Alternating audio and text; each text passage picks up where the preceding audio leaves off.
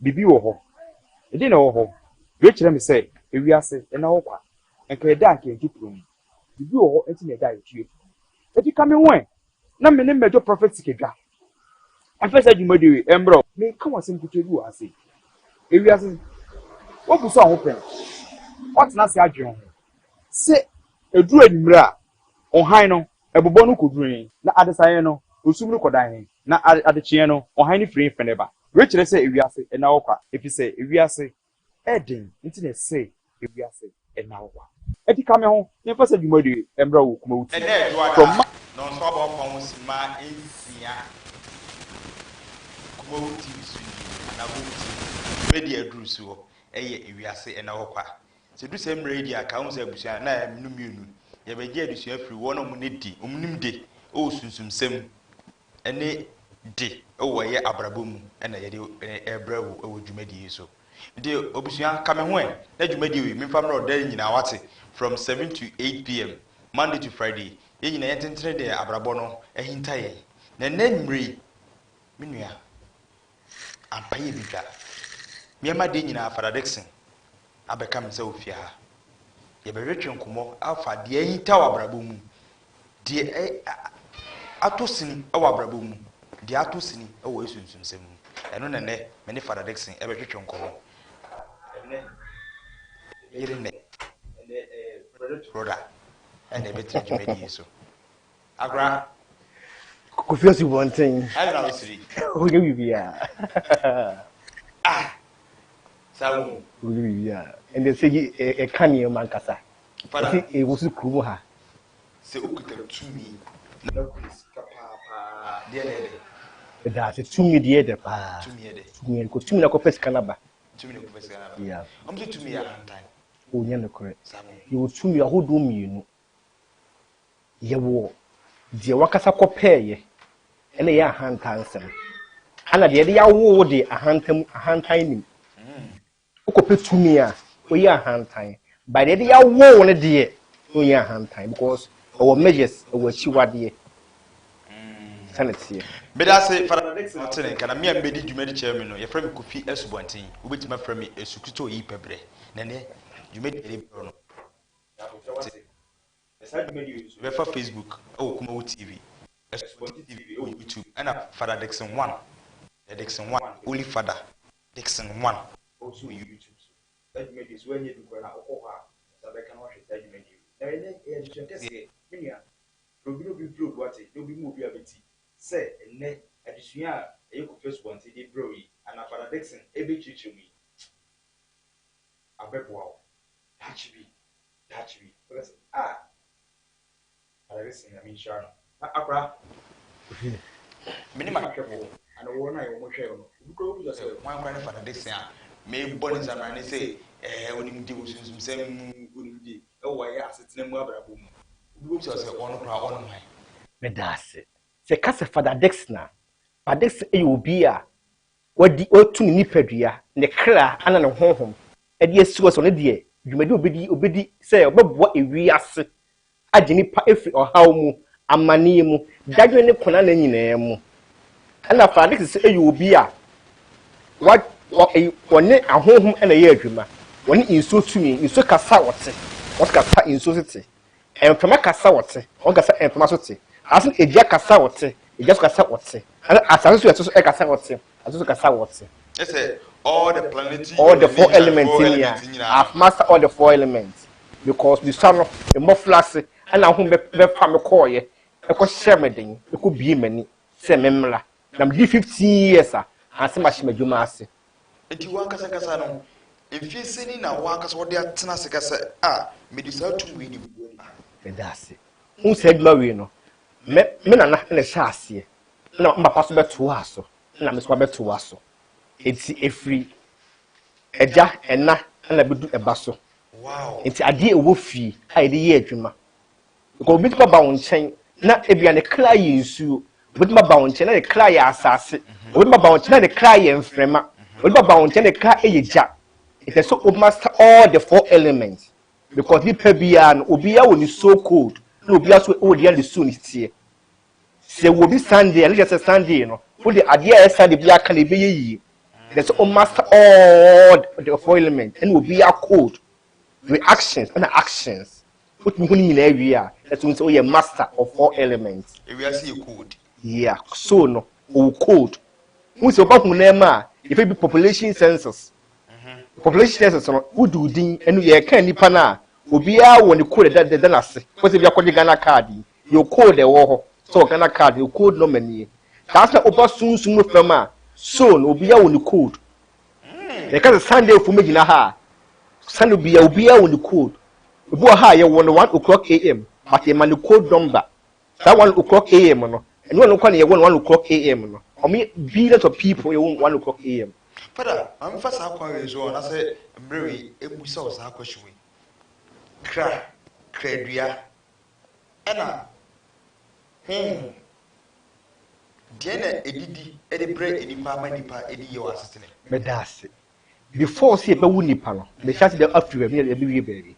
Before say a baby asano, if it be first heaven, second heaven, and a third heaven. First heaven, second heaven, and a third heaven. Now, first heaven, or Hona Nipa and Clank as a egu.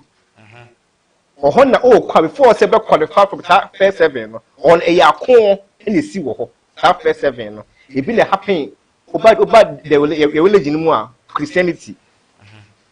Ah, now a friend is saying Jacob, any near Esau, a could all your flumono. Oh, wow. Yes, it is our first heaven, or to Kakon in the sea. It's a well qualifying. What I not enter the last second heaven. It's the second heaven, and I'll bet you the suitable parent to be a soul. Maybe oh, the same called Mammy Asumesiho, and look what past Messiho in the old second heaven with you. It will pass all through that first heaven, second heaven now, and about third heaven now, and I bet you to be a soul. Yeah, it depends on ask the Baba, we know. Yard cherry, yeah, because he be the law of destiny. The poor Shen Clabiaso. It's before the banner, only above for the bass as you so. Because all bass as you so okra. It's even enclabian. It's what kind of over. Wow. It's only bass as you so. You are clear over as you so. You are both for do bass as you so.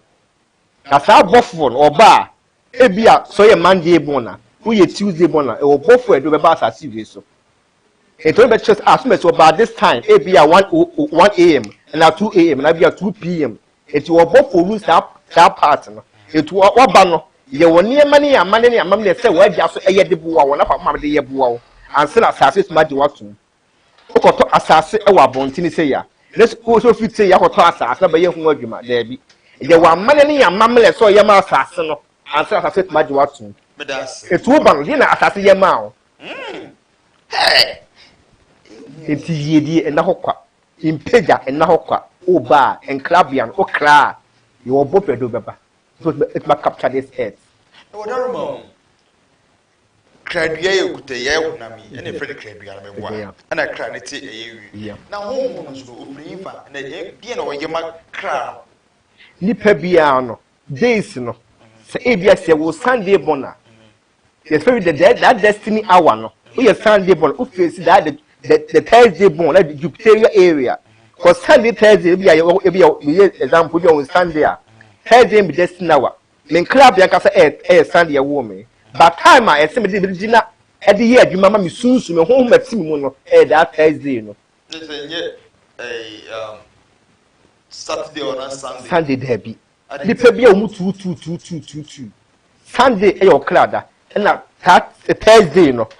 Nay, soon edda. The better independence, you say, soon daddy. This is a ubusa in pennyful. So, open chain soon to a cotoboa. It's one pension sua, who's a cotoboa. It's a divo yasibian and yet physical, a yes spiritual. If you are no calls, no kind of see, we are saying soon. And young Honam Keke, nay soon sem. A pie is soon and son about home a Honam fem. Nene, Father Dixon and a church, a yes, and him dewy. Na Bibisa say, one can say I would obey. The son of Crano, Eddie Mount. That's a baby now, fem. And then, and a father listen to ya, oh, chichi moon. Father, and then, ye, you tiabe. A dear grandma, and I try, yeah, now so. Baby goes around and prior thread.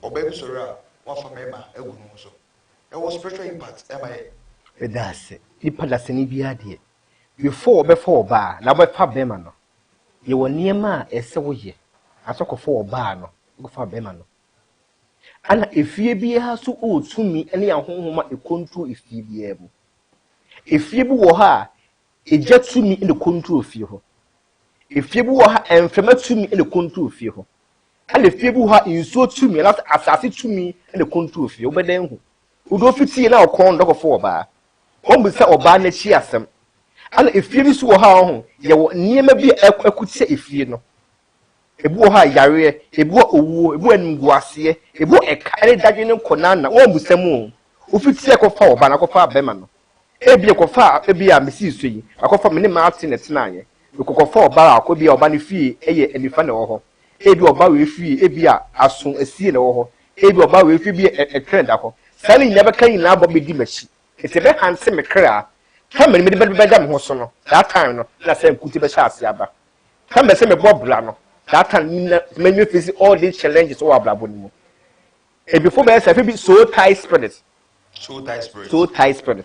because offer oba na offer be more than 2 or 3 that spirit yi no hu adi so tie spirit no the night back e wa asase so na back so ewo nsuo mu asase baako na nsuo so baako oba ne feathers ne kutaka feathers no the feathers ne e 6 so tie spirit no yeah the feathers ne 6 eto obumba ko pese ya ade o pepa eye nipa hu nsuo yeah it is so ye be na ye opa only decide na so tie spirit be control ablabo amon abia efe na ba wutu mo bida etimi esiri emankasa obabo ni ba behia na me hu nsuo na sa abesi atwam so what ade no and e connect efie let us connect nsuo tumi amawo yes oba ready or spiritual marriage obi kro be say efie tumi ene de be das e ka se efie tumi a ye tumi wo fie a ye jamo e ko je baaye a e control e bo efie ho nyina ho ban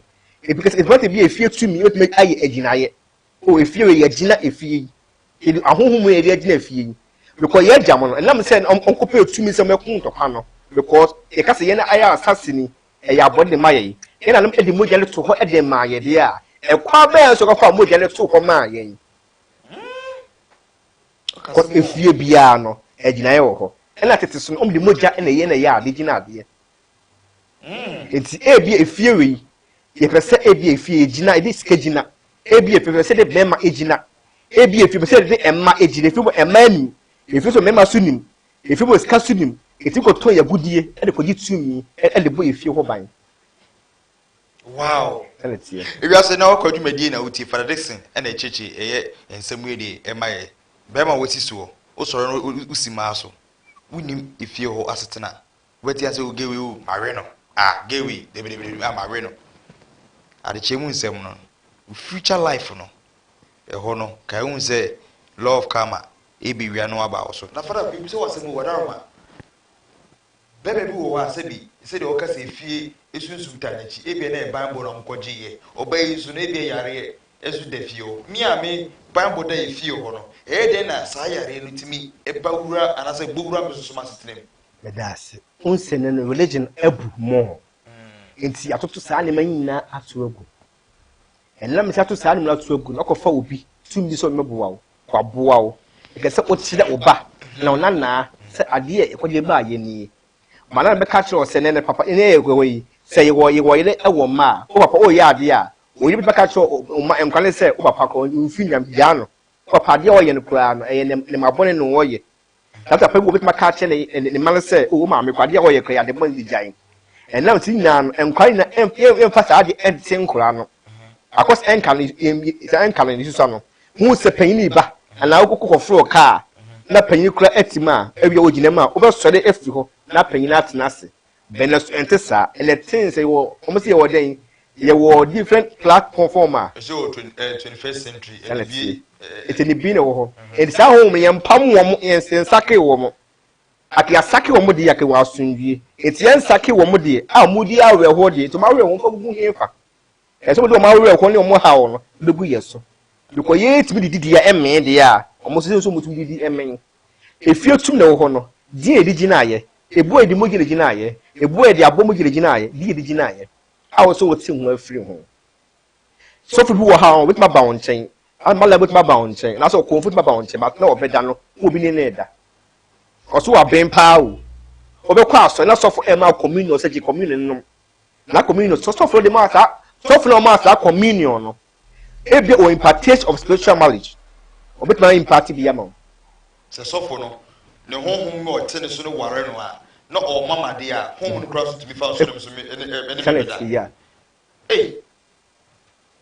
it's a communion je baptism because ko nsum se bia ko boni pasu o nsum a ye wa hom me control nsu wo ho ai di hine hema o nsum ai no so ti bi di nya wa ababu wow it is so for no kono buda so for no the life is sen na bra bo so te sen a odi ko nsum akobo wasu di no de be bro implication be wo so aha be wo so so for mi gidi wo share communion wa me se me nje na me nom Sunday it's also for no to be control sofno aho be di sofno chi egam so bia me fie mu sumi wo fie ho sumi ne bia madam ne me chiema no se me mpe na asem that to be control sofno de papa ma wo is that to me bit ma ko atim la yi pa wow we do that mama mfa mra o chi kakra na o ka se etumi bi a ono no ne na ba kusi ensuo ne na ba kusi asase so na ade ne ne je pa eye ensuo efri oba ne be ma ko eba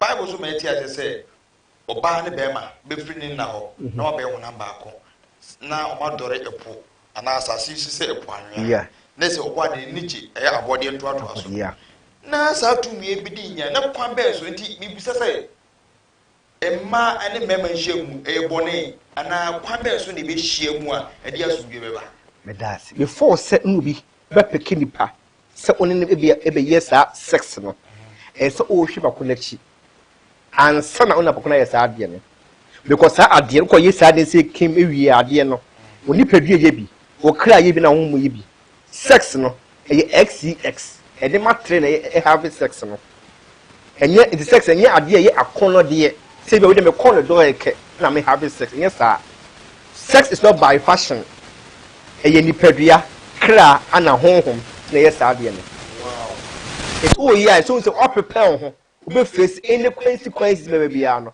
o be so nti wona o sabi o di enam nhye mu no a o no ankobusa eye efie wo no amane ne amambre no o musu de no wo so we unse so onya koye awie ete se bia ope obi betima di aboa wo efi na ko betima ye ho o ma ho niema ne waye but ye kunya te ho onya prefer ho wie a one se bia obegyae akoya se bia kwakọ ye dwale wo atakọ ye ohu fin biem e de ha be brɛ fa to bia ni so anti upa se gya dwama mo no bra dwen no e se bugyae wono mu ye dwama mo no munyai e se bugyae wono because no unse o mani mu ayedi ni mu ayedi bi fi sa ne ma no and e course have eti o man no because e ga hit no se ebia we se ofa the religion now se obi koko yes ade na ebu ha ifi pa no free nipa ni mu ono man ko busa chire na so man fanto aje se papa if you pese me koho me ko busa ase no etimi pam free area okra ko se omo de chiwa de be ka abusua no ya the sex the implication bebe mam se fam bro chi bi se me metiwe na me yija ana se obi yija wa busa chire no ko fa nsuo no motena na abrabo mobo asa wo na kwa na abafom ewa na ejina sabo fon so so ko have sex e wie na ma wo ba no om so be den me das if e bi enkura so denfo beba because say so dey kaka say enkura so denfo beba I say enkura so denfo beba because say e je bibia gu ho and e see e fa ye de e fa eastern cultures it's our culture ye fa no and e di ni pedue na e di e krenya obu obabu ha o ye nye ne ho ade onya wali say ke o ti be wu biem obabu o enye ne ho ade onya ne ho ade say kan o ti me wu biem adenti because say e ne say kwa so wale ahonhom e wale nada oh woman from spiritual marriage na me das oh it's obey den awo your marriage will have mama into some ame the best thing is to be aware because ahom na apagya be sisem nim no amo ahwa ye fe no ometime wie school no ometime bi wa ometime nye osika no e two things but now we so dia e so bi bia asɛn you sa ko back ya oh wow na on so na se bi omudi nhyamu no a mo nware ye no aha omo so no di no so mbeye it does o pe lack on sanka lack no e bia obeso otu kwan obeso ko pe fie we bu wo ha wo wie school what application many times still ye mfa no na se de be fie gina idea na ye man se bi agina sika mo no enti ma nya adwuma na se ade egina ye ma won no what as o no you hu afiri onko fie mpo yakobu nsa ma wo ese ko fie dia na de meka ba to onko fie de ne nkai ho oh I see ne se edipa bia no nke be ye nka busa wunchi wonsi wachi akra wu no nim amane ne mama pon a wo bo ko busa eya busua a wo bo yes na nka busa wunchi de o se wo ye emma abusua no sunsum ye de eta abusua na chi ha